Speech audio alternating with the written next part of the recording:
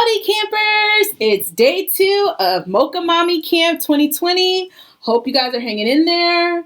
I'm back for a second day of activities. So today we are continuing with our theme of who are you and where did you come from. I'm going to start with this book, Skin Like Mine by Letitia Perry. Because it's an easy enough reader, Mason's actually going to read this to Cameron, who's the 4-year-old, and it takes me out of the equation altogether. Winning. Sometimes I just feel like I'm playing like a game with my kids where I win and they don't even realize it. So we're going to read that story. One of the benefits of this unit is I just want to incorporate more books with pictures of children and characters that look like them. And so that's our read along for today. Because of COVID, everyone is home, and I also thought this was an excellent opportunity for us to tap into where we come from. So this week, every day, today, Tuesday, tomorrow, Thursday, and Friday, my oldest will be interviewing each of his 4 grandparents with a set of questions that I will link in the comment section. But I just think it's a great opportunity to capture them on film so that they'll have it forever, a conversation where they're just learning about who their grandparents are, where they came from, their great grandparents, what their grandparents did as children or aspired to be. So I just think it's a great opportunity for us to capture that week. So that is one of the activities that will take up time. As usual, Mason will be reading day 2 in his Who Was Harriet Tubman book and filling out that during his independent reading time. Today I want to spend a little time just kind of talking through how to keep your strong-willed toddler engaged. So quick trick. These devices have become like a lifeline during COVID and maybe even outside of COVID. But if you didn't know, you can limit the screen time in the apps that are open at a certain time. So all of the fun apps that my kids like to get on, YouTube, Roblox, Minecraft, none of that stuff opens until 3 o'clock in the afternoon.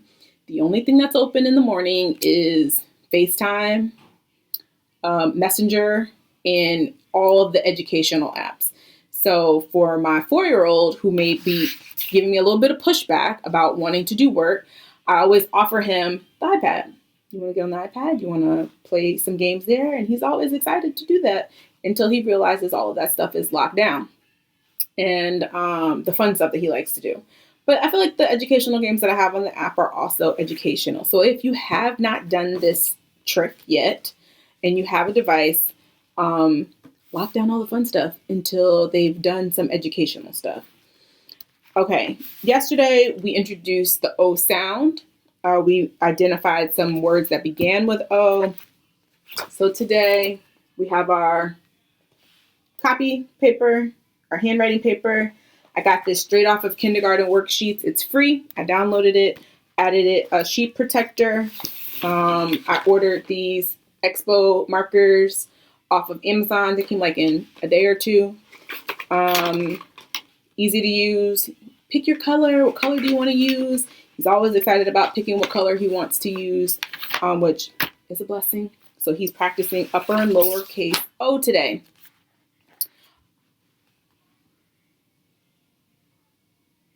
Here's Cameron last week practicing his upper and lower case C. I tucked him in. He took his time.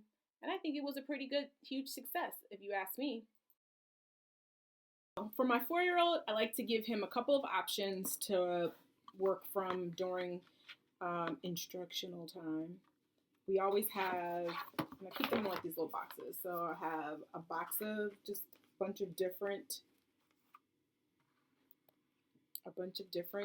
puzzles, 4 or 5 little puzzles that he can do by himself. This was easy. Noodles and some shoestring to make noodle necklaces. if you have not followed this lady, she's themeasuredmom.com. She has created like all these like pre-K resources. So this was, it requires you to have a little bit of planning, but it's a sort. So you've got the letter of there's two letters, and then there's all of these pictures that go with it, and they can sort it by the sound. And then the fourth option he's got this week is the money sort. Again, very easy. I just found some coins we had in the house. Believe it or not, these are the lids to laundry.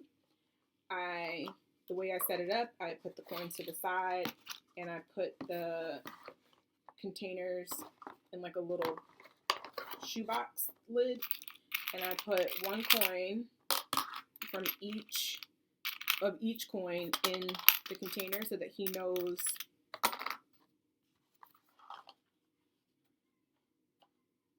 how to sort it. And part of this was that the oldest son was learning about coins and continuing to count money. You can even see over here our coin study guide. And so, of course, like if the oldest one is doing something, the little one wants to do it too. So here he is sorting the coins from a few weeks ago. He was a little resistant at first, but you can see that he persevered and finished it. I was there for the first day to kind of point out to him where he made a mistake, but in the end, he was super proud of himself and the work that he was able to get done. So these are the four options he's got today after he's done with tracing letter O. And he can do one, he can do all, he could do the iPad with the educational activities, he can do any combination of that, but these are the options that are out for him that he's welcome to do. I'm not saying you have to do any of these. This is where he gets to implement choice. So in addition to all of the other stuff that these kids have going on, I have also decided, like, why not pull movies that brought me joy as a kid and kind of talk to the topic. So this week, tonight we're going to watch The Queen of Katwe. It's based out of Uganda. It's about a little girl who discovers chess. Put my Disney Plus membership to great use. This movie a couple years ago, it starred Lupita Nyong'o. And because we've been talking about the different countries in Africa, we're going to, of course, like look at our map, identify where Uganda is, and kind of write down some characteristics that we noticed in this movie. One thing I definitely don't want my children to only know about Africa is that's where like safaris happen. That's where lions and tigers and giraffe and elephants are found. Like, again, Africa is a continent that is made up of a wide number of countries that each have their own rich culture. And so I definitely want to always ground it back in like, where was this located? What were the characteristics? Just having those conversations so that they are exposed.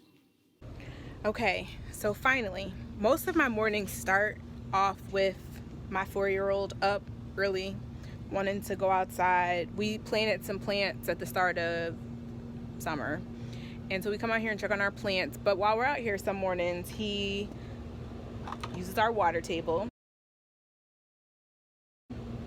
which has become entertainment. But again, I'm always trying to play games with them that they don't even know about. They have like water shooters and water packs. And if you're a mother, you know that like you'll get like a bucket, they'll run all that water out, and then all of a sudden they're asking for more water, and then you spend your whole time walking back and forth with water.